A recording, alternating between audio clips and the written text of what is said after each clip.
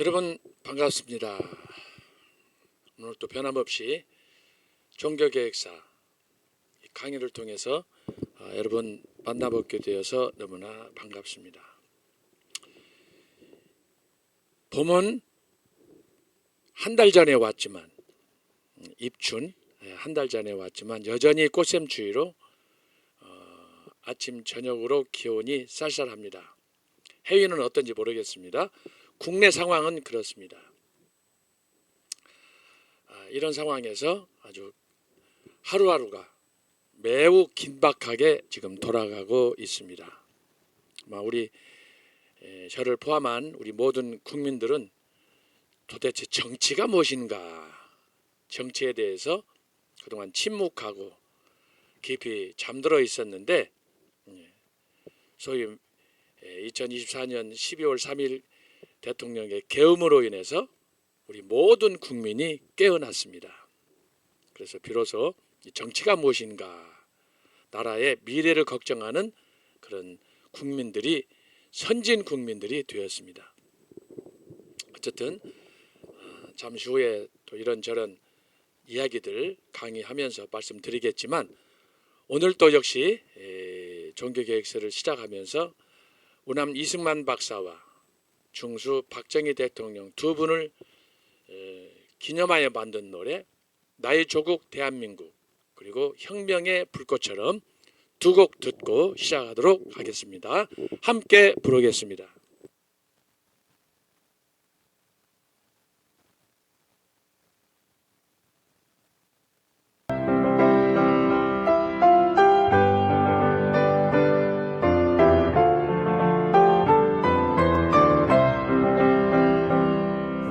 백척한 도민족 운명 어깨 메고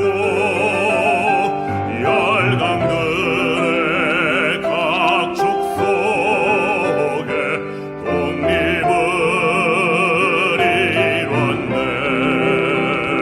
자유민주 시장 경제 동맹을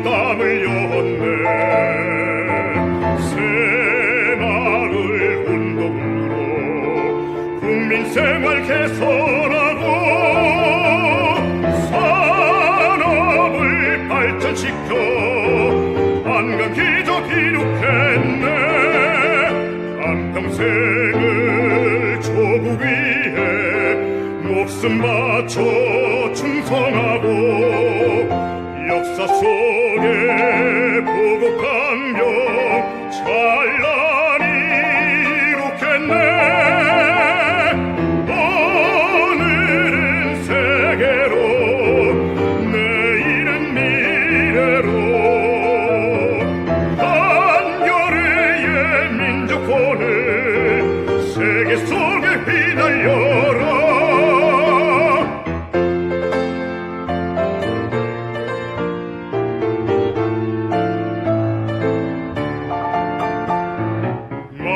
마을마다 도시마다 꿈과 희망 꽃 피우고 서로 돕고 세워주며 선진한국 이루었네. 국방을 강화하여 자유평화 드높이고 온 땅의 혁명의 뜻 불꽃처럼 펼치었네. 한평생을 조국 위해 목숨 바쳐 충성하고 역사 속에 보고 강경 찬란히 이룩했네. 오늘은 세계로 내일은 미래로 한겨레의 민족혼을 세계 속에 휘날려라.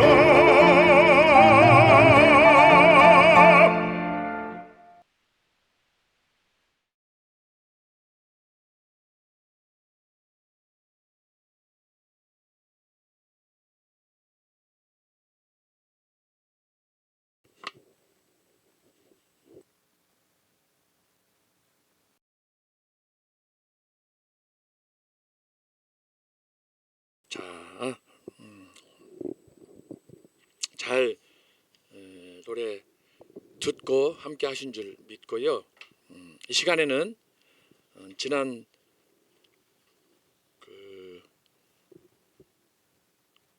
금요일 날이에요. 지난주 금요일 날 3월 7일 윤석열 대통령께서 작년 2024년 12월 3일 계엄령 선포한 후에 서울 구치소에 감금되었습니다. 소위 불법 감금이었지만 우리는 참 어떻게 할 수 없는 그런 상황에서 한남동, 광화문, 여의도 전국에서 국민들이 모여 애국 결단의 시간들을 가졌습니다.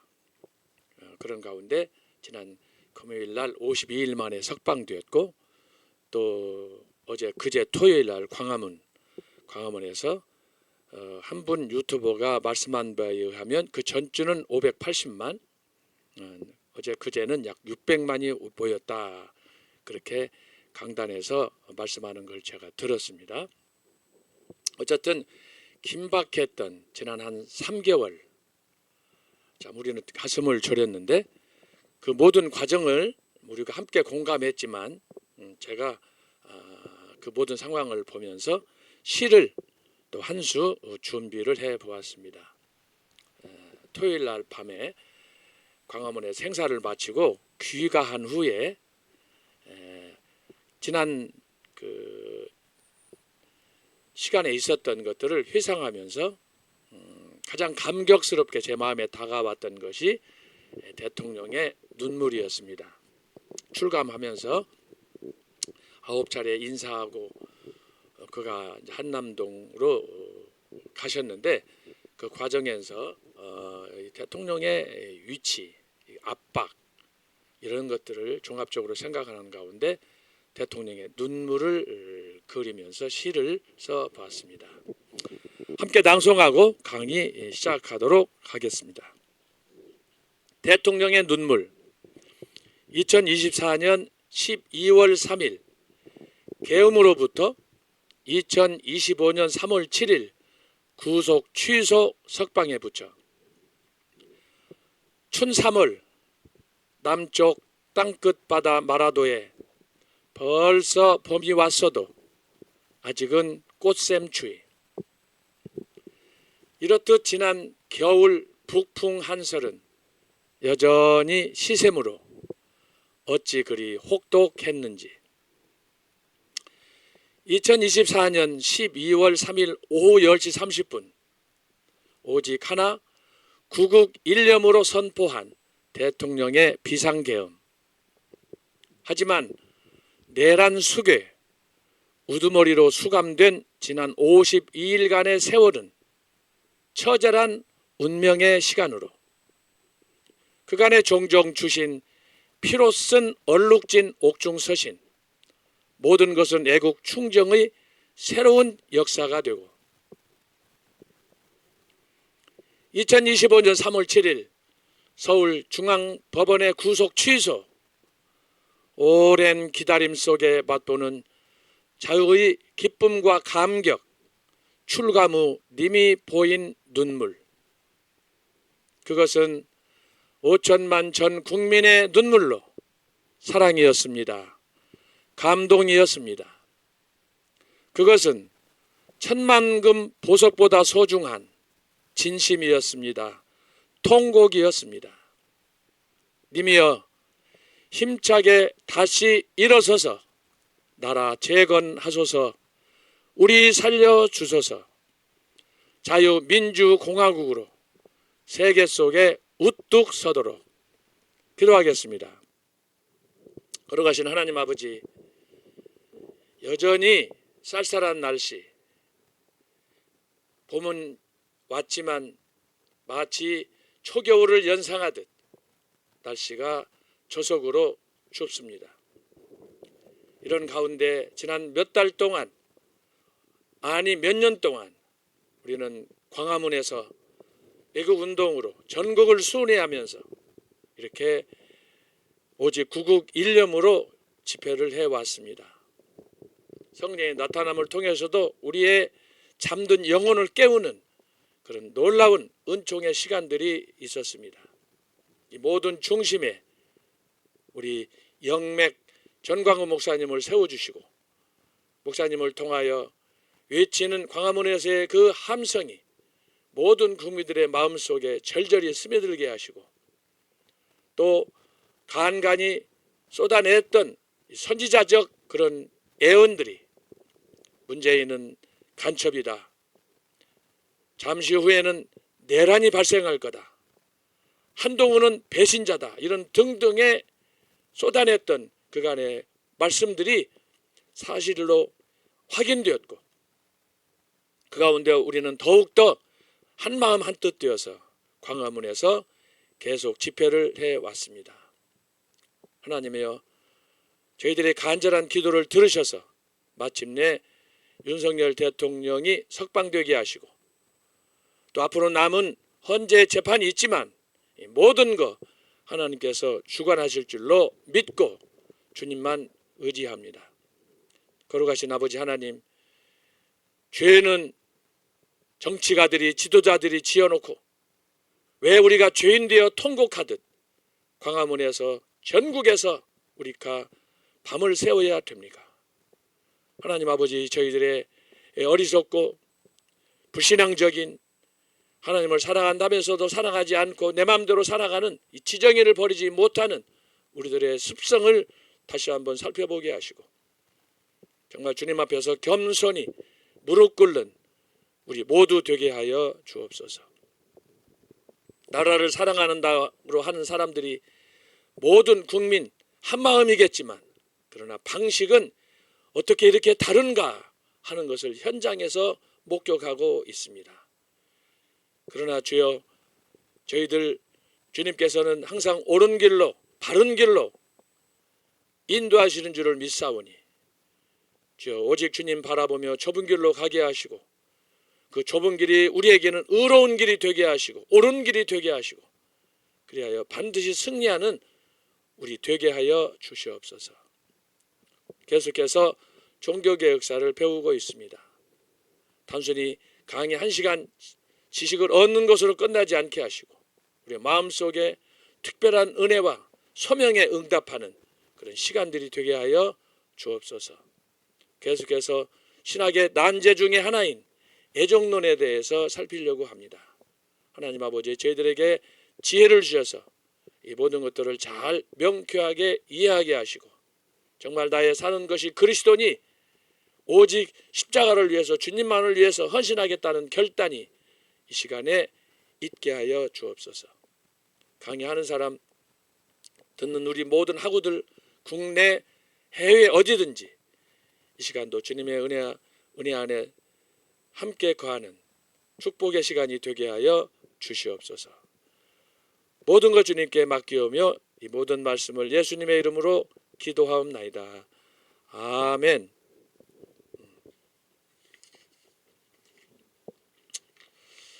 자, 우리는 지난 2시간에 걸쳐서 전체적으로 4시간입니다. 걸쳐서 존 칼빈, 개혁자로서의 존 칼빈과 그의 신학 사상 우리가 한 3가지, 4가지를 살폈습니다. 성경에 대해서, 그리고 하나님의 전적 주권, 그리고 특별히 기독교 강요를 통해서 칼빈이 전개한 신학의 핵심들, 하나님의 영광, 그리고 우리가 애정론에 대해서, 칼빈의 애정론에 대해서 살피고 있습니다. 제가 여러 번 말씀했습니다마는 신학적으로 애정론은 아주 예민한, 성경에 명확하게 기록이 되어 있음에도 불구하고 우리가 신앙생활을 하면서 자주 이런저런 경우에 애정론을 둘러싸고 불필요한 논쟁을 할 때가 참 많습니다. 사실은 이것 때문에 정통이냐 이단이라도 갈라지기도 했고, 이것 때문에 교회가 갈라지기도 하고, 굉장히 아주 예민하게 반응한 그런 신학 주제 중에 하나가 바로 이 애정론이에요. 그런데 제가 말씀드렸듯이 오늘 이제 칼빈의 애정론을 살펴보는 중에 제가 여러 번 말씀했지만, 제가 여호수아서를 지금 제가 개척한 우리 교회에서 2년여 기간 동안 지금 강의하고 있는데, 강의 설교를 하고 있는데, 제가 보니까 이 여호수아서는 애정론의 압축판이다 라는 것을 제가 발견하게 되었습니다. 제가 지금까지 뭐 이런저런 책들을 많이 봤습니다마는 애정론의 결정판이 여호수아다. 여호수아가 강조하는 애정론의 결정판은 제비뽑기다. 아마 이런 얘기하는 것은 여러분 처음 들어보실 거예요. 저도 이거 오늘 강의하지만 여러 선배들하고 또 친구들하고도 이런 것을 한번 농담 삼아서 또 진담반 또 이런저런 기회에 이 주제를 가지고 논의한 적도 있습니다. 그런데 제가 확신하기로는 뭐 단순히 여호수아서뿐만이 아니고 성경 전체가, 이것도 제가 지난번에 말씀했어요. 애정론 하면 칼빈, 칼빈 하면 또 초대교회 어거스틴, 성경으로 올라가면 사도 바울, 성경에 이 애정론에 관한 부분들이 많이 이렇게 언급이 되어 있기 때문에. 그런데 제가 이번에 종교개혁사를 강의하고 특별히 존 칼빈과 관련해서 강의하는 중에 존 칼빈의 애정론은 단순히 기독교 강요에 국한된 것이 아니다, 그러는 중에 제가 여호수아를 강의하게 됐고, 그러다가 공교롭게 이 강의하고 접목이 되면서 제가 새롭게 발견한 거, 성경이 애정론이다. 제가 그것을 다시 눈을 뜨고 발견하게 된 것입니다. 이 애정론은 우리가 살펴보겠지만, 애정론과 쌍벽을 이루는 또 다른 논쟁 주제가 뭐냐 그러면 예지론이라는 게 있어요. 예지론. 예지론은 내가 언젠가는 하나님을 믿을 것이다 라는 것을 하나님이 아시고 미리 정해놨다는 거예요. 그러니까 이것은 상당 부분이 인간의 의지적인 그런 그 사고가 거기에 많이 내재되어 있다고 볼 수가 있습니다. 그러면 애정론은 뭐냐? 내가 선택하고 내가 태어나고 하는 나의 어떤 액션이 1%도 취해지기 그 전에 성경에 의하면 만세 전에 에베소서 1장에 나타났잖아요. 그래서 하나님이 전적으로 이 모든 것을 주관하시는, 단순히 인간의 선택과 유기 이것뿐만 아니라 모든 만물, 공중 나는 참새 한 마리까지라도 하나님께서 모든 것을 주관하신다. 이것이 이제 애정론과 관련해서 전 목사님 말씀을 빌리면 섭리론에 관련된 거예요. 이게 이제 조리신학의 한 분야예요. 그런데 오늘은 이제 제가 이 부분을 좀 더 구체적으로 설명하면서 가능하면 오늘은 이 애정론 문제를 이제 마무리하려고 합니다. 아마 제가 직접 보지는 않았습니다만은 조리신학을 강의하시는 우리 손원배 교수님께서 뭐 지난해 혹은 그 이전에 충분히 이 문제를 다루었으라고 생각합니다.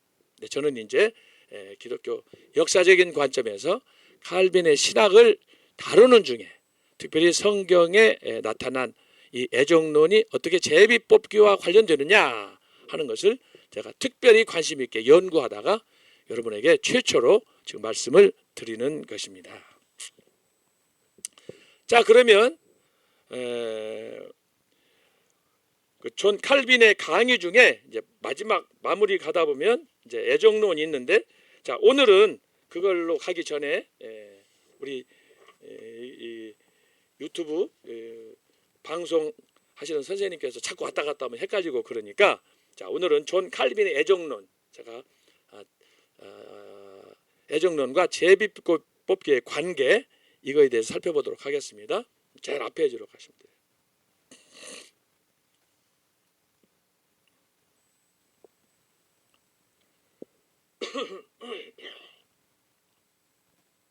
제일 앞에요.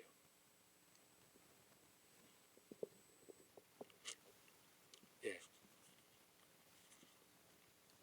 여기 주제를 보면 제목이 존 칼빈의 애정론과 제비뽑기의 상관성. 부제는 여호수아서의 가나안 땅 분배를 통해서 본 애정론과 제비뽑기의 관계, 이렇게 나와 있습니다. 자, 읽으면서 제가 설명을 하겠습니다.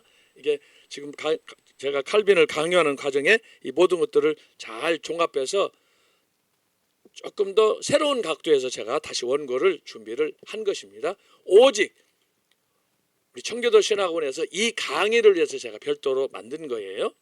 제 교재인 종교개혁사 책에는 없는 내용이에요. 어떤 면에서 여러분한테 제가 보너스 드리는 거예요. 한 분도 할렐루야 안 하시잖아. 보너스인데. 자, 그러면 읽으면서 제가 설명합니다. 서론, 2000년 기독교 역사 속에 성경에 기초한 수많은 신학적 주제들이 휘자두는 중에, 예를 들면 우주의 기원, 천지 창조, 경건, 전쟁, 사랑, 선택, 심판, 사망, 지옥, 재림, 새하늘과 새 땅, 천국, 즉 하나님의 나라 못지않게 우리의 시선을 사로잡는 주제 중에 하나가 바로 애정론입니다. 프리데스티네이션. 따라서 이 주제를 둘러싸고 초대교회 이후 중세교회와 종교개혁, 그리고 근현대 교회를 거치면서 그 의미를 둘러싸고 지금까지 첨예하게 대립하였습니다. 자, 여기서 제가 말하는 건 뭐냐 그러면, 자, 보세요. 성경, 그래, 성경. 성경 이렇게 있어요. 성경은 뭐냐 하면은 하나님의 계시의 완성이에요. 중요한 거예요. 하나님의 계시의 완성이에요. 그러면 혹시라도 여러분들이 오해하지 않을까 해서 하는 거예요. 하나님의 계시 완성이면 하나님의 계시가 성경에 다 들어가 있느냐? 아니라고 하는 거예요. 아니라고 하는 거예요. 여기서는 성경의 완성이란 뭐냐? 구원에 필요한, 우리가 이 세상을 살아가는데 필요한 삶을 위한 이런 부분에 대해서 하나님의 계시가 완성된 채 성경으로 그래서 여기에 모든 성경은 그러잖아요. 디모데 후서 3장 16, 17절에 모든 성경은 하나님의 영감으로 계시로 기록이 되었다 했는데, 그것은 뭐냐? 하나님의 계시는 이 모든 성경 밖에 있어요. 이렇게 밖에.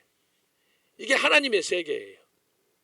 무한한 거죠. 근데 그 하나님께서 당신의 지혜와 능력과 권능을 우리의 구원을 위해서 필요한 하나님의 계시의 완성, 구원을 위해서 필요한 것들을 성경에 모두 기록해 놓은 것이다 라고 하는 거예요. 그러니까 여러분이 오해하지 않기를 바라는 것은, 성경은 하나님의 계시가 전부 다 있다 이렇게 이해하면 안 된다는 거예요. 하나님은 계시를, 당신의 계시를 성경에 다 기록해서 우리의 구원을 위해서 기록하셨지만 그 이상의, 제가 그래서 언젠가 하나님의 영원, 우리가 경험하는 시간과 공간에 대해서 제가 설명했잖아요. 이것하고 논리적으로 같은 거예요. 내가 존재하는 이 시간, 이 순간은 매우 제한적이고, 그거 외에는 어제 일도 기억을 하지 못하고, 어제 경험했지만 일주일 사건도 우리가 기억을 하지 못해요. 심지어 내일 일은 내일 염려하라 주님께서 말씀하셨잖아요. 내가 지금 서 있는 이 공간, 이 위치는 사실은 아무것도 아니에요. 살아있는 자체가 그냥 기적일 뿐 내가 아는 것이 별로 없어요. 그런데 하나님께서는 저와 여러분을 어떻게, 어느 정도 아시느냐? 시편 139편에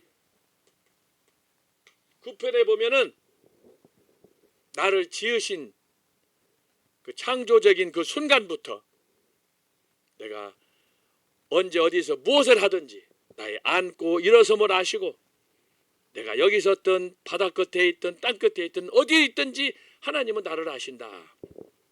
응? 하나님은 나를 알아요. 나를 아는데 나는 여기 오늘 이 순간에 있어요. 그런데 나는 이게 과거야, 이건 미래예요. 근데 나는 나의 삶, 내가 직접 살아왔지만 나의 과거를 다 기억하지 못해요. 제가 방금 말하잖아요. 이게 인간이라는 거예요. 그래서 좀 공부 좀 하고 뭐 연구도 하고 뭐 교수도 하고 박사도 받고 다 해봐야 다 헛방이에요. 그거 우리가 배우고 경험한 모든 지식은 쬐끄마한 거예요. 쬐끄마한 거예요. 티끌, 아브라함이 티끌과 같은 자기 자신을 이야기하잖아요. 인간의 삶 자체가 시편에서 다윗은 경점이라고 그랬어요. 한 순간에 지나가는 초점이라고 하는 거예요. 아무것도 아닌 거예요. 그런데 그거 가지고 사람들이 거짓말하고 사기치고 요즘 하는 거 보세요. 저 몇몇 사람들. 바람과 같이 이 것들은 다 사라질 거예요.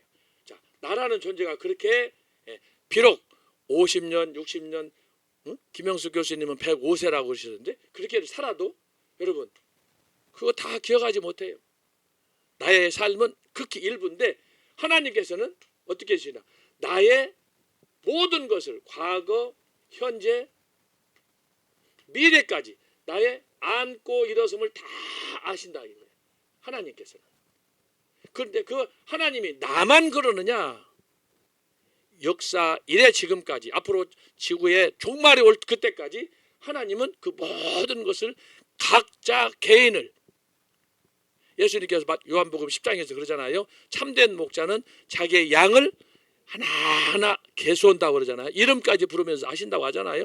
그 하나님의 능력이 여기 나타나는 거예요. 그것을 시편 저자가 시편 139편에서 나의 앉고 일어섬을 아시고 나의 모든 것, 모르는 것이 없다는 거예요.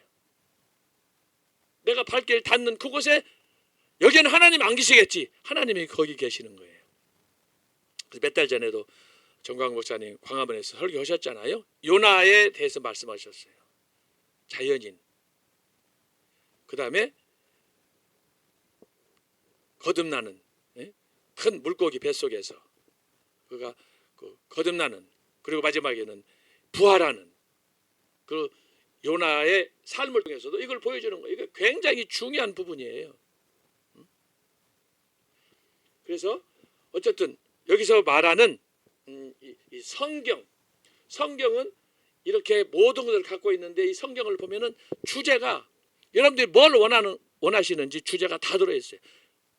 역사를 원하면 역사가 있고, 과학을 원하면 과학이 있고, 예술을 원하면 예술이 있고. 그러나 성경이 예술책은 아니다, 과학책은 아니다, 역사책은 아니다. 이것이 중요한 거예요.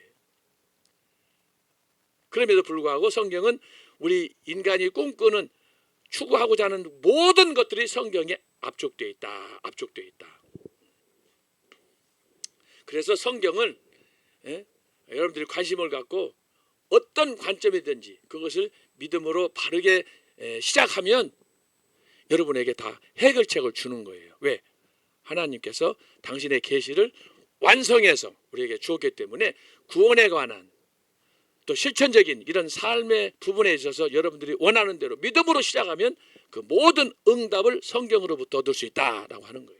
그래서 여기서 말하는 것은 뭐냐? 성경은 우리가 단순히 지금 신학적으로 애정론을 다루지만 애정론 외에도 성경의 전쟁 문제, 심판 문제, 경건의 문제, 여기 제가 몇 가지만 썼잖아요. 어떻게 우주가 시작이 됐는가, 하나님이 천지를 창조했는가, 어떻게 그리스도인은 살아야 되는가. 이 주제를 다른 식으로 바꾸면, 정광 목사님 형식으로 바꾸면 5대 제사, 복음의 7대 연합, 이게 그렇게 되는 거예요. 만유회복. 제가 그래서 깜짝깜짝 놀랐던 지난 경험들을 제가 말씀했잖아요. 말씀표를 보고 제가 논문을 썼는데 말씀표에는 약 100여 개의 주제가 있는데 놀라운 것은 뭐냐? 말씀표 외에 400여 개의 다른 주제가 더 있는 거예요. 자, 제가 그걸 보면서 감탄을 하는 거예요. 감탄. 도대체 어떻게 이것을 전 목사님께서 그렇게 이룰 수 있었느냐라고 하는 거예요. 대단한 거예요. 대단한 거. 이건 신학을 꾸준히 연구해도, 성경을 연구해도 아무나 이룰 수 있는 것이 아니에요. 그런데 전 목사님께서 학창시절에 그렇게 말씀을 알고 싶어서, 배우고 싶어서 모든 당시에 70년대 80년대 부흥사들, 한국의 지도자들을 따라다니면서 산기도 가고 교회 부흥회 철야기도 하면서 그러다가 응답을 받았다고 하지 않아요. 그런데 그 시절에 지금까지 40-50년이 지났는데 지금 봐도 말씀이 새롭고, 지금 광화문에서 예수께서 무덤에서 나오라 지금 설교하시잖아요. 여러분, 저도 그 설교 한두 번 들은 게 아니에요. 그러나 들을 때마다 도전이 되고 들을 때마다 은혜가 되는 거예요. 왜 그러느냐? 그게 생명이 있기 때문에 그러는 거예요. 거기에 남들은 다루지 않는, 주석에 없는, 책에 없는, 누구도 깨달을 수 없는 특별한 영감이 조 목사님한테 있기 때문에 아이고 그냥 그만해라, 아이고 듣기 싫다, 이런 얘기가 안 나오는 거예요. 들으면 들을수록 새로워. 막 은혜가 되고. 그것이 아까 제가 말하는 바로 하나님의 계시의 완성, 바로 여기에 초점이 있기 때문에 그렇다라고 하는 거예요. 그래서 우리가 원하는 목적이나 삶의 방식이 다 다르지만 성경은 유일하게 인간이 원하는 모든 답을 다 준다고 하는 거예요. 그 중에 핵심이 뭐예요? 죽은 다음에 어떻게 될 것인가. 사후의 문제 아니에요. 이 땅에 살았을 때도 문제도 해결하지만 죽음의 문제, 사후의 문제, 그걸 해결한 종교는 기독교밖에 없는 거 아닙니까? 생명의 문제 아니에요 결국. 자, 그런데 오늘 여기에서 제가 서론을 말씀드리는 거예요. 예정론은 성경에 있는 또 다른 주제 중에 하나다라는 것을 제가 말씀을 드리는 거예요. 자, 무엇보다도 신학적 관점에서 교회는 보수와 진보, 안으로 정통교회와 자유교회로 각각 교단을 형성하였고, 이 예정론, 신학 때문에 그렇게 되는 거예요.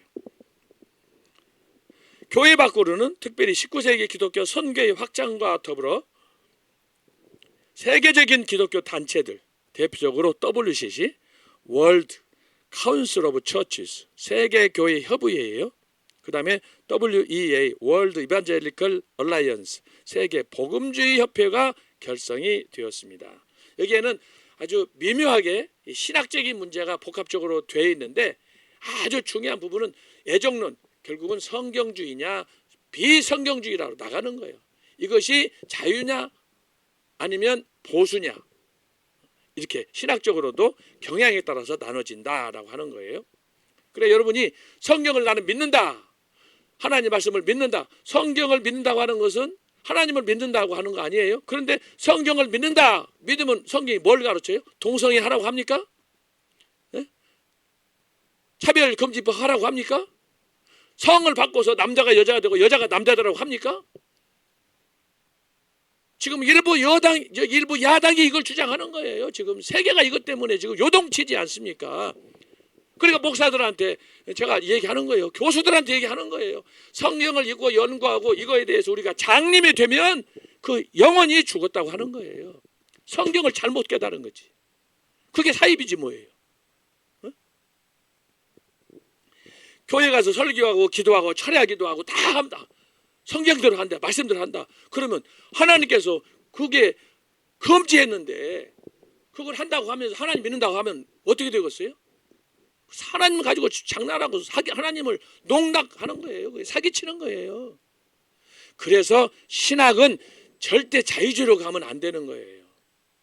신학은 보수로 가야 되고, 보수는 뭐냐? 성경대로, 성경 말씀으로 우리가 백투더 바이블 해야 사는 거예요. 그래서 우리가 애국운동하고 광화문에 집결하고 그래서 정의를 부르짖는 거예요.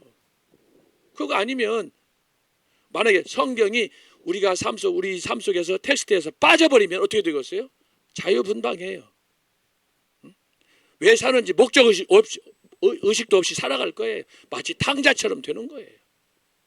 그래서 여러분이 혹시라도 제 강의를 듣는 분 중에 서희환 교수는 너무 보수적이다, 너무 이 교리적인 따진다, 다 우리가 성경 믿고 그러는데 왜 이게 특별히 성경 관련해서 이렇게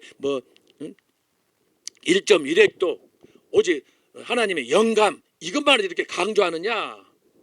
이것이 저의 신앙이에요. 저는 이거 아니면 목사로서, 교수로서, 박사로서 존재할 이유가 없는 거예요.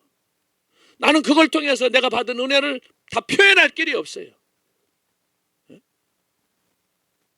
이것을 내가 미리 처음부터 예수 믿겠다고 작정한 것도 아니고, 어느 날 태어나서 보니까 이게 애정론으로 가는 거예요. 태어나서 보니까 나는 교회 다니고 있고, 교회에 있고, 강의하고 있고, 말씀을 연구하면서 말씀을 선포하고 있고. 여러분, 제가 이렇게 짧은 시간 속에서 나의 경험을 얘기하지만 여러분들은 어떻습니까? 저의 이 순간 존재의 이유는 뭐냐? 하나님의 은혜의 말씀에 깨닫고 감격하여 제가 여러분한테 하는 것뿐이에요.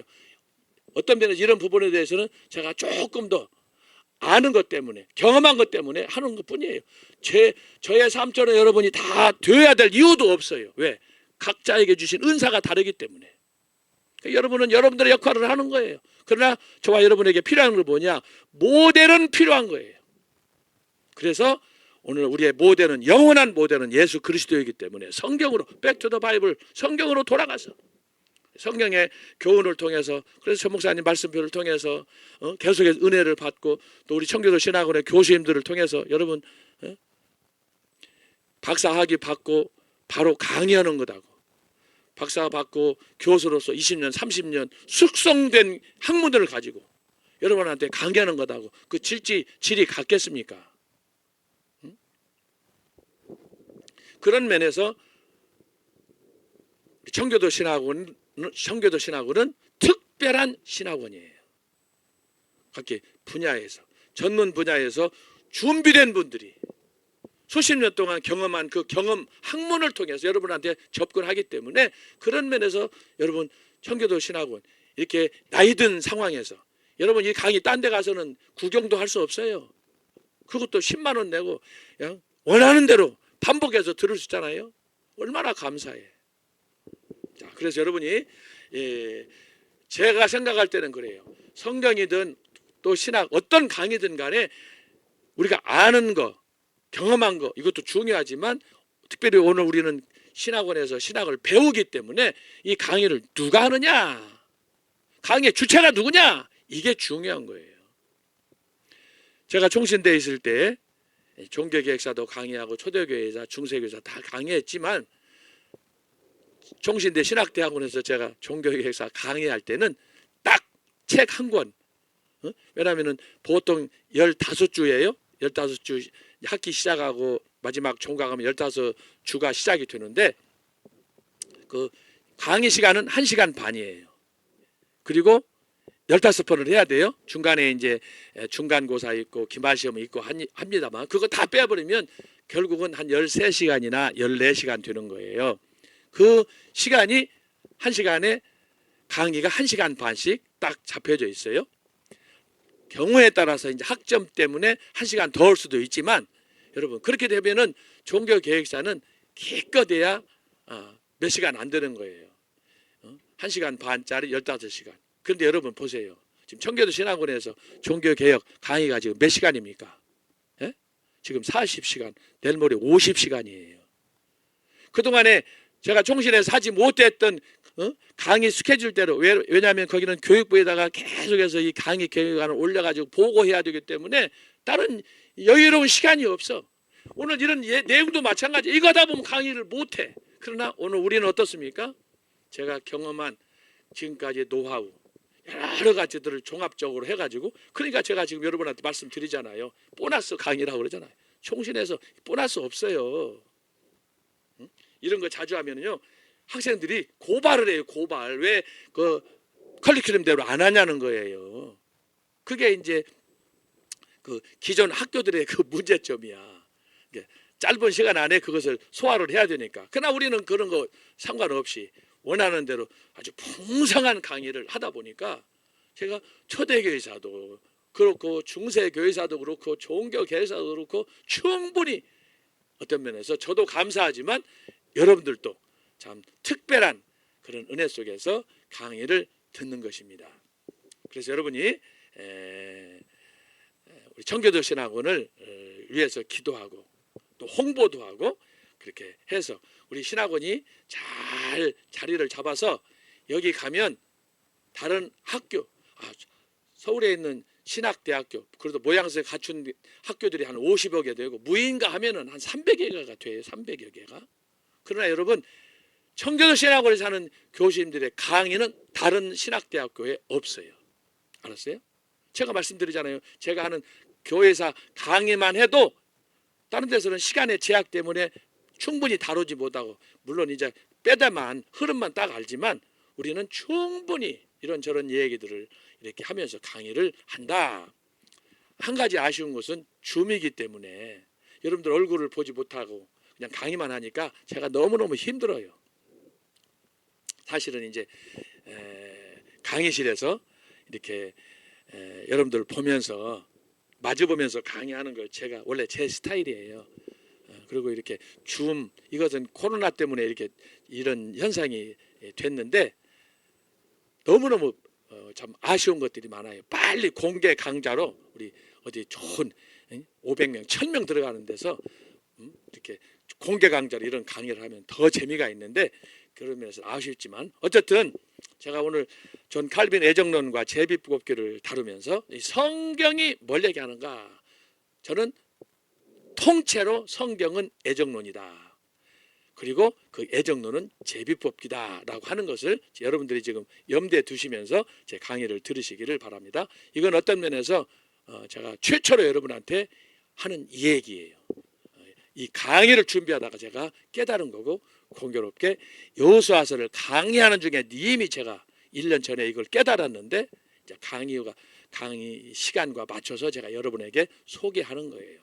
그래서 보통 애정론 하면 존 칼빈, 스위스의 개혁자 뭐 이렇게 나오는데 제가 보니까 칼빈의 기독교 강요가 애정론이 아니라 성경이 애정론이다.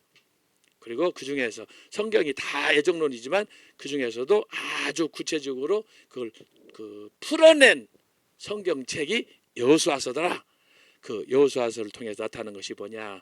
애정론의 극치가 제비뽑기더라. 라고 하는 것을 제가 말씀드립니다. 이걸 여러분들이 인식하시고 계속해서 강의를 듣도록 하겠습니다. 여기서 말하는 WCC, WEA는 여러분들에게 나중에 제가 시간이 되면 근대 교회에서 할 때 별도로 강의를 할 수 있을 것입니다. 그러나 여기서는 제가 여러분 명칭만 아시고 지나가고, 한마디로 WCC는 세계 교회 협의회인데 여기는 뭐냐, 모든 종교, 지구상에 있는 기독교뿐만이 아니고 모든 종교는 다 궁극적으로 구원을 원한다. 심지어 불교도 방식만 다를 뿐 똑같다. 그래서 종교 다원주의라고 하는 거예요.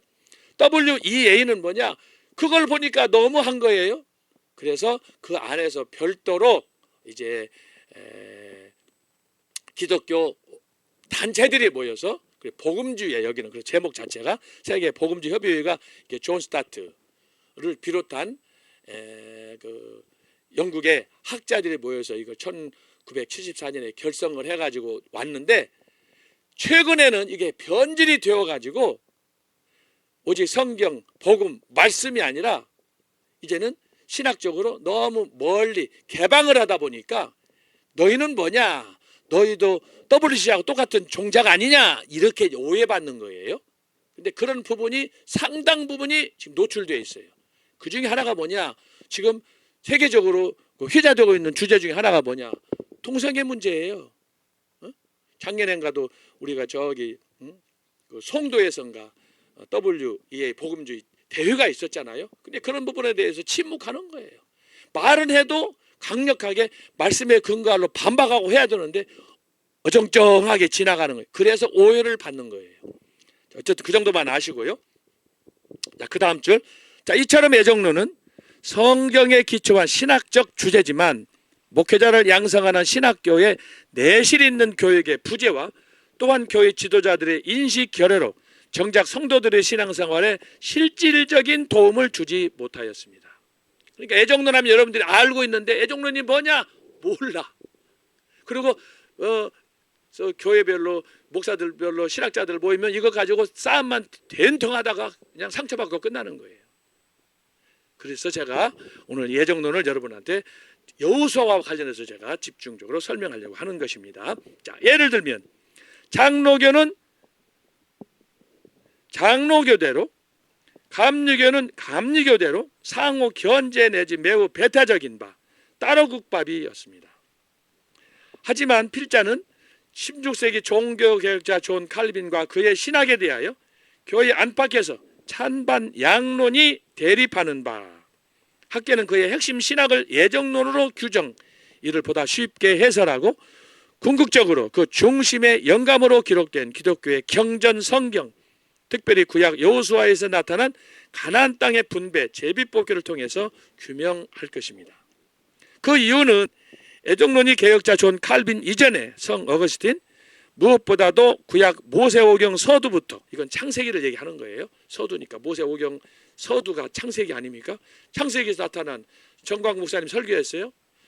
천지 창조에 나타난 그리스도. 야, 이거 정말 이 주제 자체가 끝내주는 겁니다. 이게 여러분들은 어떻게 이해하시는지 모르지만 천지 창조, 창세기 1장에 나타나는 거 7일 동안에 천지 창조 있잖아요. 그 천지 창조에 나타난 그리스도.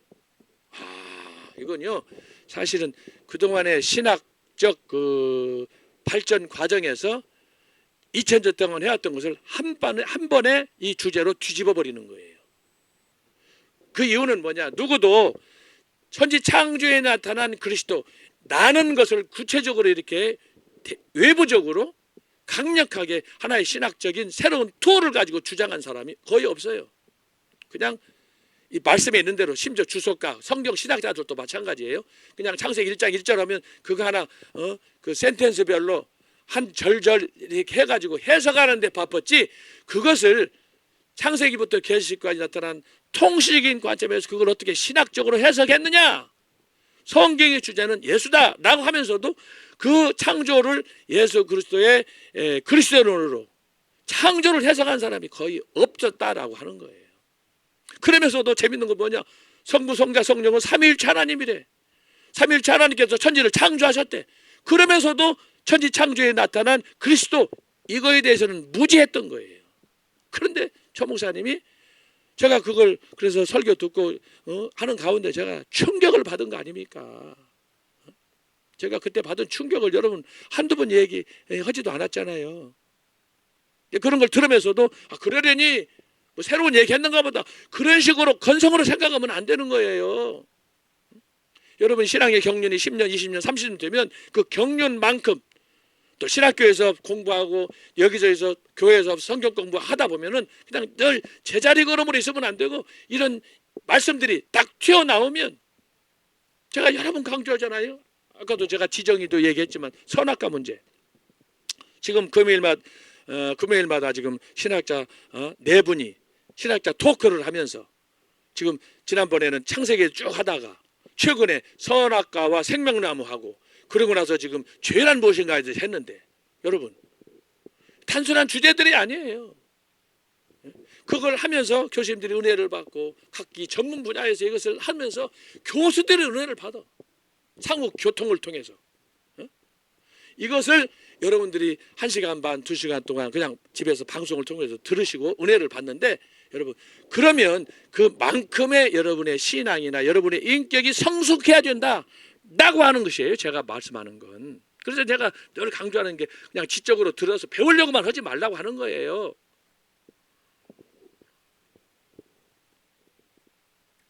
그래서 중요한 건 이런 공부를 통해서 우리가 그리스도의 그런 성품에 이르기까지 우리가 늘 고민하면서 기도하면서 때때로 금식하면서 공부하면서 이걸 연말을 해야 되는 거예요.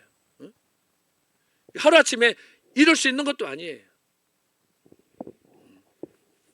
그래서 제가 여기서 지금 그걸 이야기하는 거예요. 여러분들이 지금까지 성장하는 과정에서 신학을 배우고 또 말씀을 듣고 하고 했으면 그만큼의 신앙이, 인격이 나도 모르게 성숙해야 된다. 그래서 어디든 간에 존경을 받고 사랑을 받고 그렇게 서로 소통을 해야 된다라고 하는 거예요. 그런데 지금 한국계의 문제는 뭐냐? 신앙생활 오래 하면은 이게 어떤 부흥사가 그러라고, 다 늙은 닭이 돼가지고 여기저기서 꼬꼬댁 하고 부르는데 먹을 것도 없고 그냥 여기 가서 저희가 찝적대고, 오히려 교회에서 소란을 피우고, 나는 어디 파네 자꾸 그런 텃세나 부리고, 저도 실제로 그런 걸 많이 봤어요. 그렇기 때문에 우리가 조심해야 되고, 교회가 전통이 있다 그러면 대부분의 그 교회들은 무슨 파 어디 출신, 이런 것들이 이제 한국 교회를 병들게 하는 거예요. 물론 초대교회 때도 있어요. 고린도 교회 보면은 개바파, 바울파 뭐 이렇게 해가지고 파도 있고, 참 이건 어쩔 수 없는 거지만, 그럼에도 불구하고 저와 여러분이 극복해야 될 과제예요. 자꾸 파벌을 짓고 자기 이렇게 또아래를 만들어서 이렇게 셀을 만들어가지고 하려고 하는 것은 그렇게 바람직한 것이 아니다라고 하는 걸 얘기하는 거예요. 그 다음 줄, 예를 들면 장로교는 장로교대로, 감리교는 감리교대로 상호 견제 내지 매우 배타적인 바 따로 국밥이었어요.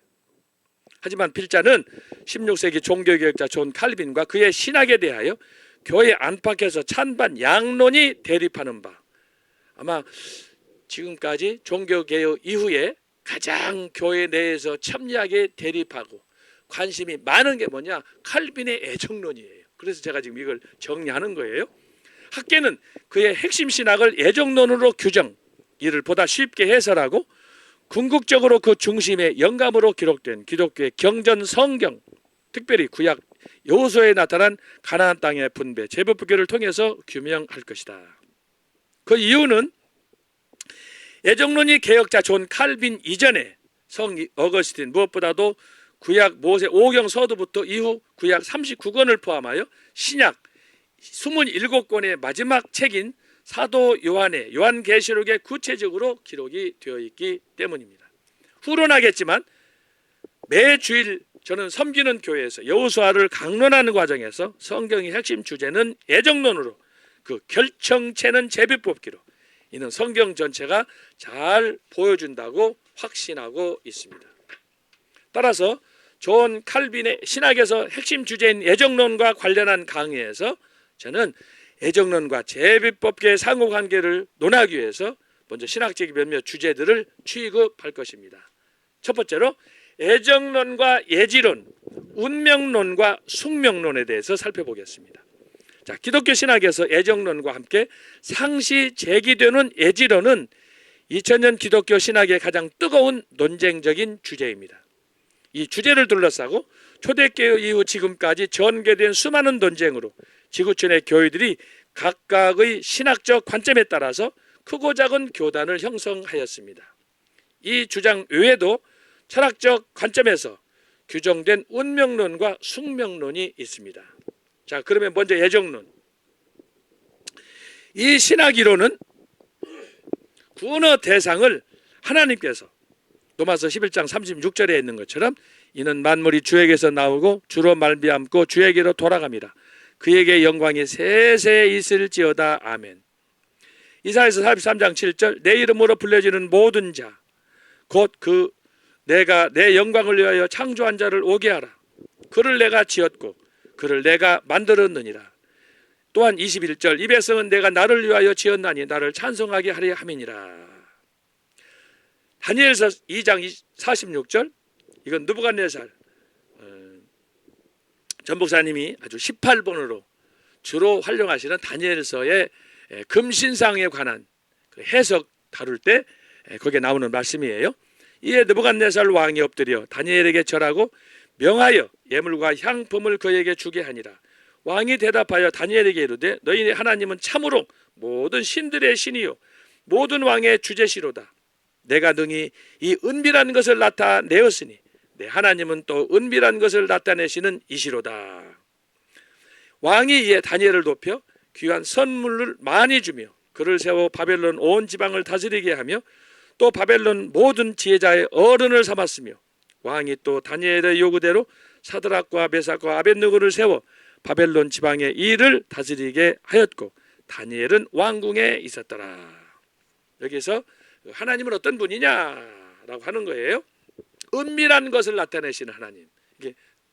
이 사람은 원래 바벨론에서 아마 적어도 말뚝신 같은 그런 우상 신을 섬겼던 그런 사람이었지만 그가 다니엘의 이 꿈을 해석하는 걸 보고 그가 깨달은 거예요. 3장에 보면 28절로 30절 느부갓네살이 말하 이르되 사드락과 메삭과 아벳느고의 하나님을 찬송할지로다. 이거 엄청난 사건이에요. 엄청난 사건.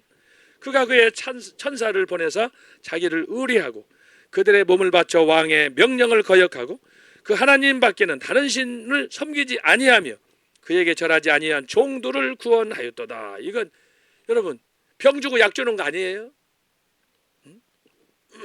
그러므로 내가 이제 조서를 내리노니 각 백성과 각 나라와 각 언어를 말하는 자가 모두 사드락과 메삭과 아벳느고의 하나님께 경솔히 말하거든 그 몸을 쪼개고 그 집을 거름도로 삼을지니 이는 이같이 사람을 구원할 다른 신이 없음이니라 하더라. 왕이 드디어 사드락과 메삭과 아벳느고를 바벨론 지방에서 더욱 높이니라. 여러분 이렇게 해놓고 다니엘서 이제 4장에 가면 느부갓네살 왕이 하나님을 배신해요. 참 기가 막힌 일이에요. 이렇게 고백하고 사실 저는 성경을 읽다가 여러 기도문들이 많이 나오잖아요. 그런데 다니엘서 2장하고 3장에서 기록된 느부갓네살 왕이 하나님을 예배하고 찬양하는 걸 보면요 이렇게 심오할 수가 없어요. 그런데 왜 또 그가 하나님을 거부하고 그래서 마지막에는 하나님의 벌을 받아가지고 풀을 뜯어먹고 하는 그런 징벌을 받잖아요. 참 어쨌든 애정론이란 바로 이런 하나님의 주권을 심지어 넌 크리스찬을 통해서도 그걸 고백하게 하는 그 사례를 제가 말씀드리는 거예요.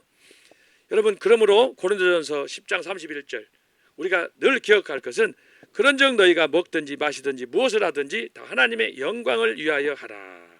이는 하나님의 주권적 능력으로 그분이 만사를 미리 정하셨다는 것이기 때문입니다. 그러므로 그분만을 경배해야 하는 것입니다. 이것이 피조물의 도리입니다.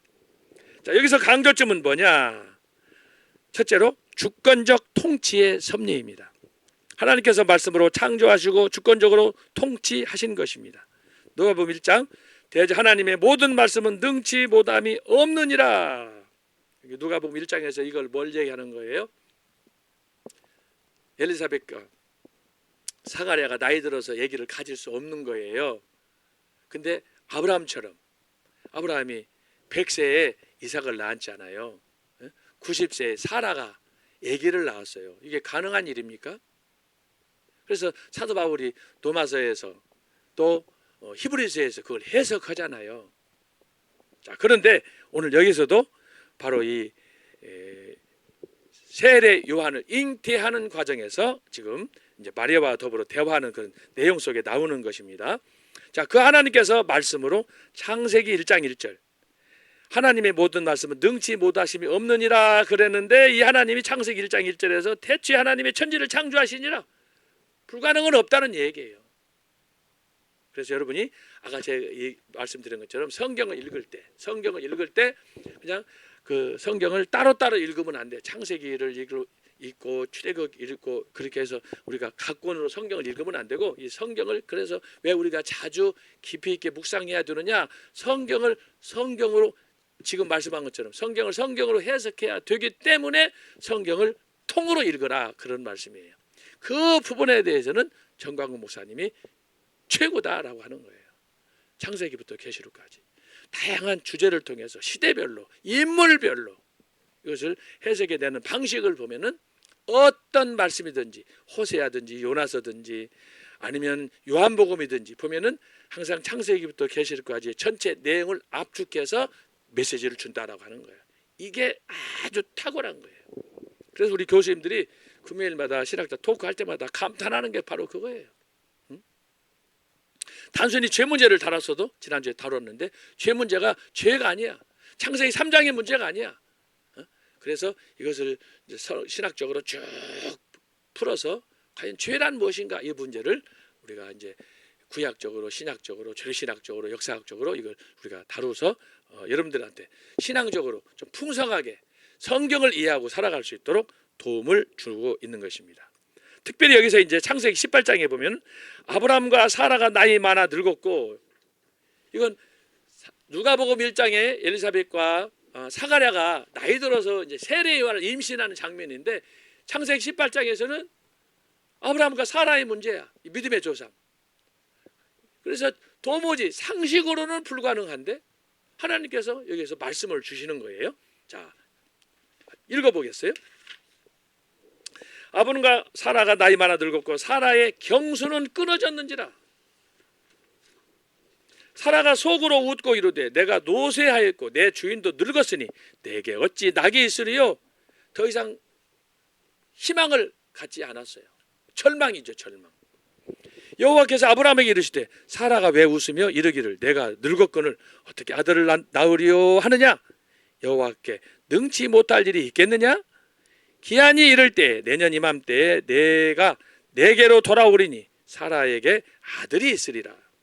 사라가 두려워서 승인치 아니하여 가로되 내가 웃지 아니하였나이다. 가라사대 아니라 내가 웃었느니라. 그래서 여러분, 이삭의 뜻이 뭐예요? 웃음이라는 거예요. 불가능을 가능케 한 그런 부정에서 긍정으로 가는 그 열매가 이삭이라고 하는 거예요. 뿐만 아니라 이사야서 41장 43장 그 아래 쭉 썼는데 이 말씀 자체가 그겁니다. 자, 주제가 오늘 예정론으로 가는 거예요. 자, 예정론을 보세요. 이사야 41장 그러나 나의 종 너 이스라엘아, 하나님이 딱 지목하잖아요. 예정하는 거예요. 예정론의 피크가 여기 또 이사야서에 나타나 있어요. 나의 택한 야곱아, 나의 벗 아브라함의 자손아. 자, 이것은요 창세기로 가면 창세기에 나타나. 하나님께서 아담을 창조하시고 그 다음에 그 자녀들 가인과 아벨을 통해서 그 다음에 누구예요? 아벨을, 에녹을 쭉 창조해서 내잖아요. 그리고 나중에 지금 아브라함을 선택하시는데 이 모든 과정이, 그래서 제가 아까 말씀하는 거예요. 성경은 통째로 전체가 예정론을 얘기한다. 부분적으로 말하는 게 아니에요. 단순히 사도 바울 얘기하는 게 아니고 이사야가 얘기하는 게 아니에요. 성경이 이걸 얘기한다. 더더욱 칼빈이 얘기하는 게 아니다라고 하는 거예요. 저의 주장은 성경이 예정론이다라고 하는 거예요. 그런데 그 극치가 가나안 땅을 정복하는 과정에서 이제 땅을 분배할 때 나타나는 제비뽑기를 통해서 보니까, 여러분 제비뽑기는 우리가 흔히 이런 어렸을 때 교회에서 학교에서 자랄 때 어디 야유회 가 놀 때 제비뽑기 많이 했잖아요. 동전 던지기도 하고 특별히 뭐예요? 주사위도 던지기도 하고 우리 한국적으로는 뭐예요? 민속 놀이 중 하나인 윷놀이도 마찬가지예요. 다 일종의 그거예요. 제비뽑기의 다른 형태예요. 그런데 성경에서 가르치는 제비뽑기는 우리가 알고 있는 그런 제비뽑기 형식이 아니라는 거예요. 이것도 내가 나중에 설명할 거예요.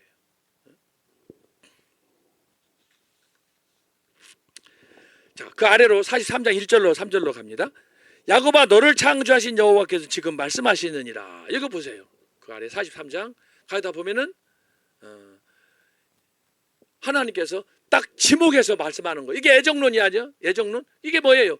애정론인데 다른 말로 하면 제비뽑기 하는 거예요. 하나님께서 딱 야곱을 찍어내는 거예요. 그렇게 하듯이 오늘 하나님께서 저와 여러분을 여러분 세계에 지금 78억, 80억이라고 그러잖아요. 그런데 사우스 코리아 얼마나 땅도 작고 또 이렇게 아시아의 한 귀퉁이에 극동아시아에 38선으로 나뉘어서 이념 대립하고 지금 우리가 현장에서 경험하고 있잖아요. 이런 난리 속에서도 하나님께서 저와 여러분을 딱 지목해서 야곱을 지목하듯이 아브라함을 지목하듯이 지목해서 당신의 자녀 삼았다.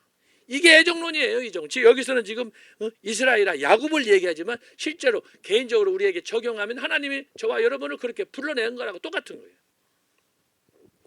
야곱아 너를 창조하신 여호와께서 지금 말씀하시느니라. 이스라엘아 너를 지으시니까 말씀하시느니라. 여기서 야곱은 아직 거듭났어도 육신에 사로잡혀서 사는 사람이에요. 이스라엘은 영적으로 완전히 하나님의 손에 붙잡혀 살아가던 사람이에요. 한 인간의 모습을 양면적으로 보여주는 거예요. 야곱아 이스라엘아 그러잖아요. 근데 창세기 33장 4장에 보면은 하나님의 사자가 뭐라고 그랬어요? 야곱한테 야곱아 이제부터는 너의 이름을 야곱이라고 하지 말아라. 너의 이름은 이제부터 이스라엘이다. 여러분 재밌는 건 현재 저 중동의 이스라엘이 여기서부터 이름이 온 거 아니에요. 대단한 거예요. 그런 면에서 야곱은 아주 꾀돌이 참 말썽 많은 그런 사람이었음에도 불구하고 하나님은 그 이름을 통해서 오늘 이스라엘이 전 세계를 지배하는 중심 국가가 되게 한 거예요. 여기에서 기초하는 거예요. 이런 영적 비밀은 다른 종교에는 없어요. 금감경, 화엄경, 팔만대장경 어디를 봐도 니거베다를 봐도 코란을 봐도 어디에도 없어요. 성경에서만 이것이 가능한 거예요. 그래서 아까 제가 모든 성경 하나님의 계시의 완성이라고 하는 거예요. 완성. 그런데 저와 여러분이 어떻게 해서 하나님을 만나서 이 성경 말씀이 참된 진리라는 걸 알게 됐느냐? 이 자체가 은혜라고 하는 거예요. 은혜라고 하는 거예요. 제가 아까 제 얘기를 하잖아요. 내가 태어나기 전부터 부모님을 통해서 예정하셨다고 뭔지도 모르고 그냥 엄마 아빠 따라서 교회 가서 새벽기도하고 신앙생활하고 찬양하고 하다 보니까 나도 모르게 자연스럽게 어떤 면에서 온실에서 자란 거죠. 어떤 면에서 저는 온실에서 자란 거예요. 그러나 여러분 일부 밖에 나가서 교회에서 광화문에서 보면은 야생마들이 얼마나 많은지 몰라. 예수를 믿으라고 해도 그렇게 고집부리고 안 믿고 거절하고 성경 태우고 막 바가지 긋고 하던 사람들이 어느 날 예수님 믿고 나면은 천부의 의지 없어서 나 같은 죄인 살리신 찬양하면서 하나님 앞에 나가는 거예요.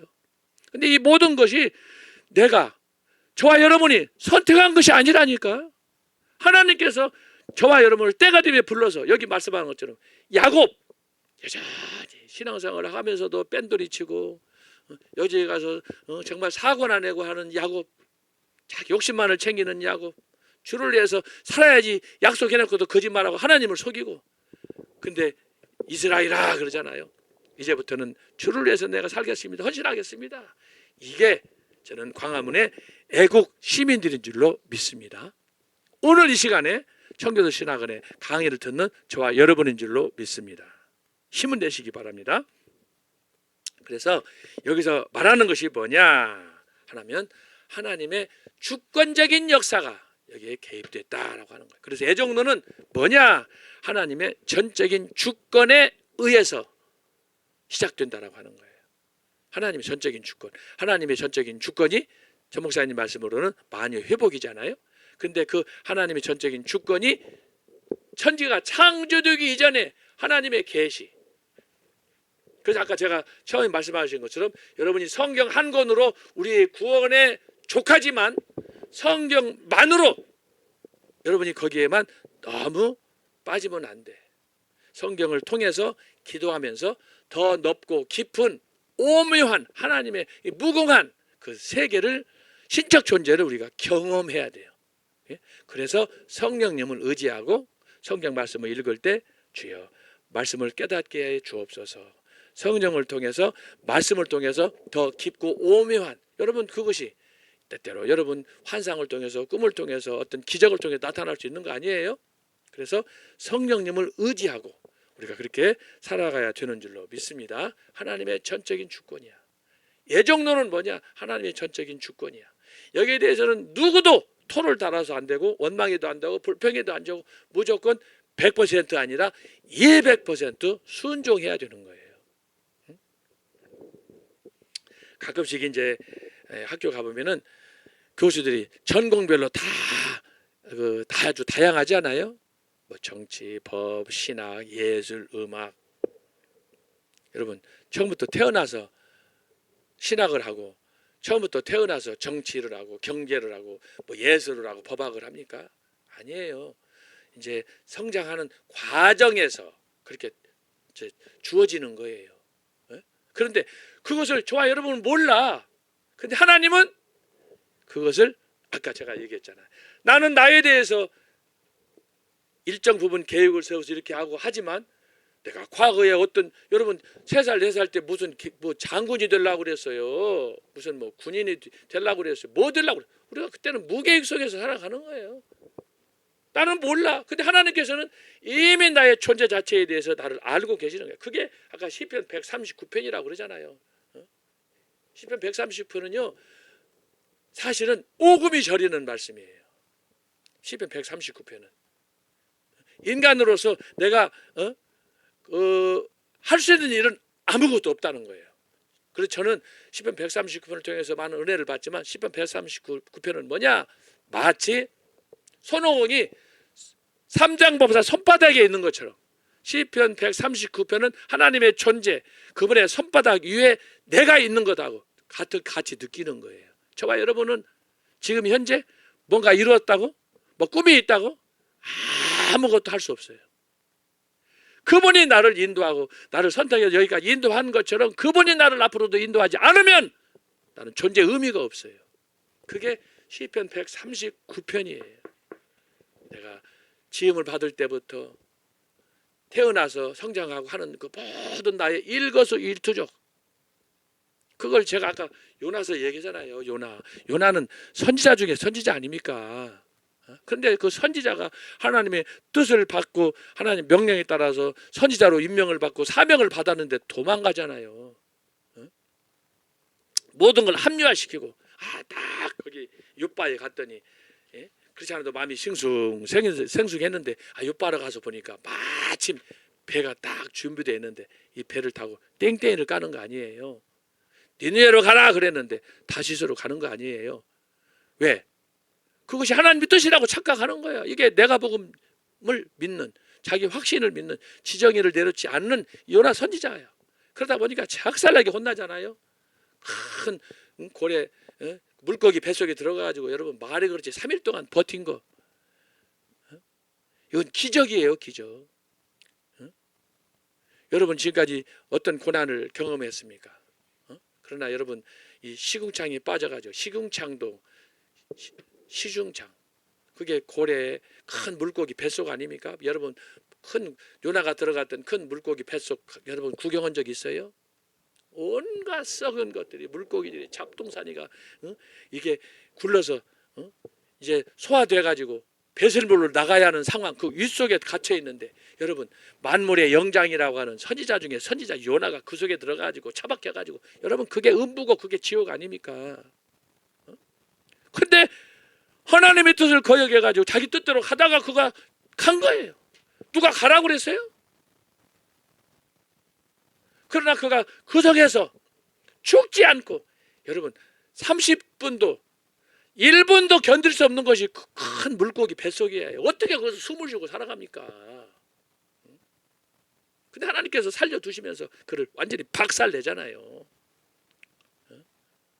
그렇게 큰 물고기 뱃속에서 3일 동안 있는 동안에 요나가 자기 인생에 대해서 통찰을 하는 거예요. 사람이 못돼 먹으면 하나님께서 그렇게 그 시궁창에 보내는 거예요. 여러분도 요나처럼 그런 큰 물고기 뱃속에 시궁창에 들어가서 썩는 그런 비린내 나는 그런 그 삶의 현장에서 더 이상 고민하지 마시고 요나처럼 깨닫고, 그래서 하나님을 위해서 내가 헌신하겠습니다, 다짐하는 그런 시간들이 있어야 되는 거예요. 저는요, 요나서 전 목사님 설교 들으면서도 내가 많은 은혜를 받지만, 나는 개인적으로 요나서 1장, 2장, 3장을 또 묵상하다가 하나님이 저에게 주시는 말씀의 은혜를 너무너무 많이 받았어요. 나는 특별히 3일간의 그 물고기 뱃속에서의 요나의 갱신, 그 과정을 제가 별도로 연구하다가 은혜를 많이 받았어요. 요나는 거기에 들어가지 않으면 개조가 되지 않아요. 그러니까 하나님께서 그 오만 방자한 요나를 그 큰 물고기 뱃속에다 쳐넣어가지고, 그게 수울이고 지옥 아닙니까? 근데 예수님께서 뭐라고 그랬어요? 당신의 부활을 요나에 비유했잖아요. 여러분, 죽음이란 그런 거예요. 예수님이 십자가에 달려 돌아가심으로 3일 동안 무덤에 갇혔는데, 무덤에 있는 자체가 바로 요나가 경험한 3일간의 죽음이에요. 여러분, 이걸 영적으로 성경적으로 깊이 묵상할 수 있어야 돼요. 그냥 죽으면 단순히 죽는 게 아니라니까. 그러니까 우리 유튜브도 나와 있지만 여러 사람들이 지옥에 대해서 환상을 보고 그것을 하나님의 계시를 보고 해가지고 책을 내고 간증을 하는 걸 여러분 보잖아요. 저도 여러분 만나보고 책도 읽어봤어요. 뭐 미국에 있는 분이나 우리 스승 가운데 한 사람이었던 뭐 총신대 신성종 교수라든지 이런 분들, 뭐 광주에 있는 박모 장로 같은 분, 전 목사님 자주 말씀하시잖아요. 왜 그런 분들을 통해서 우리에게 말씀을 주느냐? 우리를 깨우치려고 하는 거야. 요나처럼 모르게 고다가지고 말을 안 들으니까, 지 잘났다고 하니까. 그런데 그나마 우리는 신앙 안에서 이걸 말씀을 통해서 깨달으니까 이 정도지. 하나님 모르는 사람, 성경을 읽지 않는 사람, 모르는 사람들, 그 사람도 어떻게 되겠어요? 응? 그 사람들은 바벨탑을 쌓는 거예요. 소돔과 고모라처럼 나중에 멸망할 텐데 그들은 그걸 모르는 거예요. 그냥 오늘이 좋사오니, 마치 노새 두 사위들처럼 뚱땅거리고 노는 거예요. 그래서 여러분이 오늘 애정론과 관련해서 여기서 다루는 거, 왜 내가 특별히 여기서 야곱을 얘기하고 이스라엘을 얘기하면서 이사야 선지자를 얘기하느냐? 너는 내가 지목했다. 이건 뭐예요? 주권적이라는 거지. 내가 할 수 있는 일은 아무것도 없다는 거예요. 그래서 제가 시편 139편을 예로 든 거예요. 여러분, 이 강의 끝나고 당장 시편 139편 한번 읽어보세요. 그게 저와 여러분의 고백록이어야 될 줄로 믿습니다. 그게 인생사에 압축되어 있어요. 그래서 요지는 내가 오늘 현재 살아있는 숨쉬는 이 순간 자체가 하나님의 은혜요, 기적이다. 그것이 시편 139편이야. 요나가 만약에 그 시편 139편을 읽었더라면 100% 다시스로 안 가고 니느웨로 갔을 거예요. 순종함으로. 그러나 그때는 요나의 마음은 이미 하나님을 등지고 불만이 여기까지 차가지고, 왜 하나님 사람이 없어서 나를 거기 보냅니까? 불평하다가 그냥 도망가는 거 아닙니까? 두 번째는 뭐냐? 자, 하나님의 주권과 두 번째는 은총에 감사할 존재다. 여러분, 애종론이 뭐냐? 여러분, 이거 가지고 서와 여러분이 따지고 서로 싸울 얘기가 아니에요. 애정론, 하나님이 나를 애정해서 당신의 자녀 삼았다 하면 그거 가지고 따져? 피조물이 조물주를? 그래서 제가 지난번에 얘기했듯이 로마서 9장에서 토기장의 비유를 제가 말씀드렸잖아요. 토기장이가 흙을 갖다 놓고 어떤 것은 하얗게, 어떤 것은 검게, 어떤 것은 누렇게, 백자, 청자 이걸 만드는 걸 토기장이가 마음대로 하는 건데 왜 나를 검게 만들었냐? 왜 나를 나무로 만들었느냐? 왜 저건 금이냐? 이렇게 할 수 있느냐? 안 된다는 거예요. 이게 하나님의 전적인 주권인데 그렇게 만든 자체에 대해서 하나님은 오늘 저와 여러분을 그렇게 당신의 형상대로 창조하셨어요. 그럼 어떻게 해야 돼요? 나를 왜 남자로 만들었느냐? 왜 여자로 불평할 게 아니야. 내가 선택해서 여러분 여자로 되고 남자로 됐습니까? 하나님 앞에 감사해야 돼. 그래서 오늘 나의 나된 이 존재 자체에 대해서 애정론을 통해서 확인할 수 있는 것은 딴지 걸지 말고 이의를 제기하지 말고 하나님이 주신 말씀에 대해서 나의 오늘 이 모습 이대로를 하나님 앞에 감사하면서 은혜에 감사하는 것이 중요하다라고 하는 거예요. 자, 읽어보겠어요. 2번 은총에 감사할 존재. 자, 따라서 인간은 하나님의 구원의 은총에 감사하며 영원토록 찬양할 뿐입니다. 사도행전 13장 48절 이방인들이 듣고 기뻐하여 하나님의 말씀을 찬송하며 영생을 주시기로 작정된 자는 다 믿더라. 여러분 아무리 전도하고 해도 안 믿는 놈들은 안 믿어. 그러나 하나님께서 선택한 사람은 믿는다. 이게 애정론의 비밀이에요. 비밀. 여러분들 가족 때문에 또 친구들 때문에 뭐 왜 이렇게 전도해도 말 안 듣고 목이 고다질까 하지만 때가 되어야 되고 오늘 핵심적인 말씀은 하나님께서 영생을 주기로 작정된 자 하나님의 자녀가 되기를 요한복음 3장 16절에 예수를 믿는 사람만 구원을 받는 거예요. 이거 억지로 안 되는 거예요. 가룟 유다 보세요.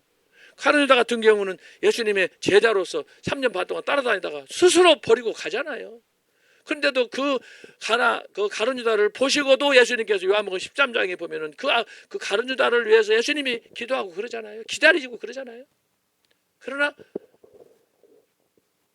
그는 스스로 그 선택을 벗어나서 그는 마침내 사도행전에 보면은 스스로 자살해가지고 비극을 마치잖아요. 여러분 이런 사람들이 한둘이 아니에요. 로마서 9장 11절 13절 그 자식들이 아직 나지도 아니하고 무슨 선이나 악을 행하지 아니한 때의 택하심을 따라 되는 하나님의 뜻이 행위로 말미암지 않고 제가 아까 얘기했잖아요. 저와 여러분 얘기했잖아요.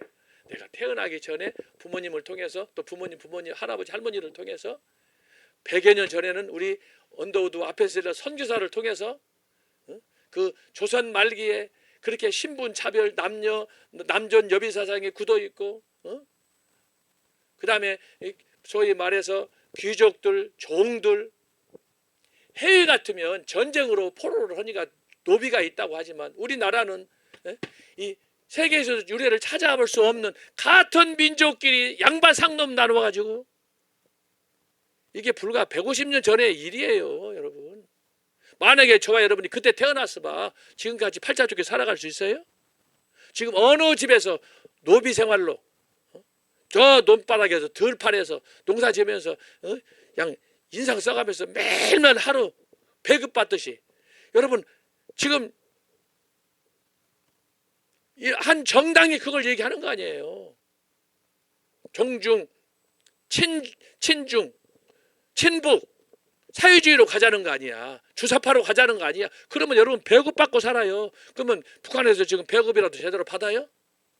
지금 폭동이 일어날 상황이에요, 여러분. 그래서 우리가 애국운동으로 광화문에 모이는 거예요. 근데 그것을 몇 년 전부터 정광훈 목사님이 앞으로 내전이 일어날 것이다. 북한에서 이 내정을 이걸 조작할 것이다. 야, 근데 지금 딱 불과 2, 3년 전에 했던 말씀인데 지금 보세요. 내전이 벌어졌어. 근데 이것을 최근에 했습니까? 와인버거 미국에 있는 그런 국방장관을 통해서 또 여러 교수들을 통해서 계속해서 외쳤는데 이걸 발설한 분이 최초로 발설한 분이 정광훈 목사님이야. 그래서 선지자적인 재능이 있다고 하는 거 선지자라고 하는 거예요. 그뿐만 아니야. 국민의힘 대표로 한동훈이가 되니까 저 새끼 배신을 거다 적중해버렸잖아요. 하여튼 여러분이 그런 면에서 우리가 늘 기도에 힘써서 정말 하나님의 뜻이 무엇인가를 잘 알아가는 것이 필요한데 여기 보세요. 우리의 행위로 우리를 구원하지 않았어요. 그러니까 저와 여러분이 하나님의 자녀가 된 것에 대해서 자랑할 이유가 없는 거야. 교만할 이유도 없는 거야. 하나님의 은혜에 감사할 뿐이야.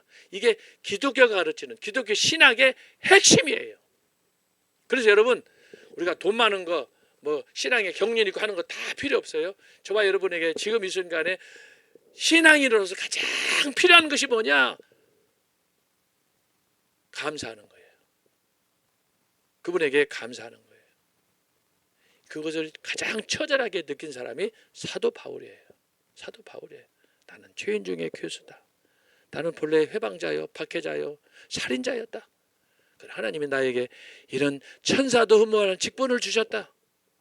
나는 13번째 사도로, 그래서 나를 이방인의 사도로 부르셨다.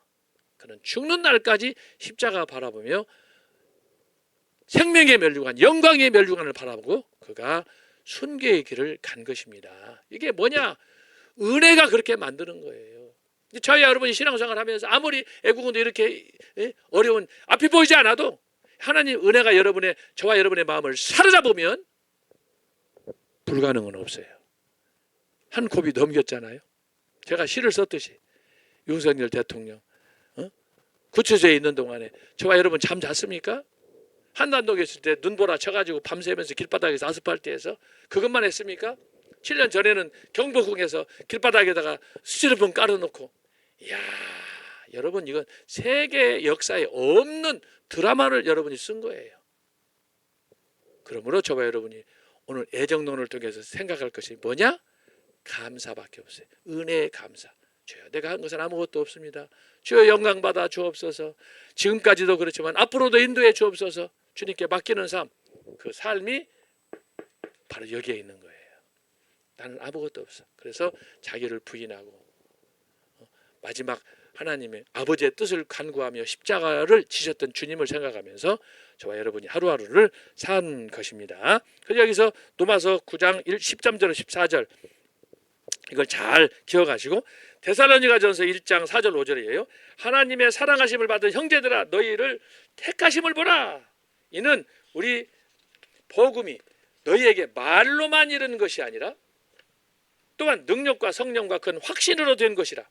우리가 너희 가운데서 너희를 위하여 어떤 사람이 된 것은 너희가 아는 바와 같으니라.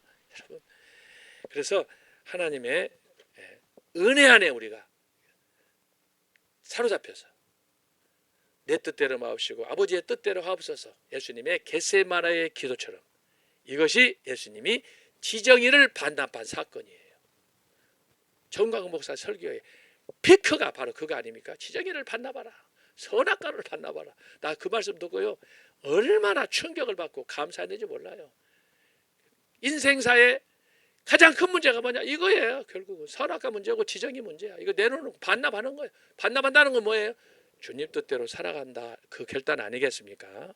자, 여기까지 하고 10분 쉬었다가 다시 말씀 나누도록 하겠습니다. 자, 여러분 커피 한 잔씩 하세요.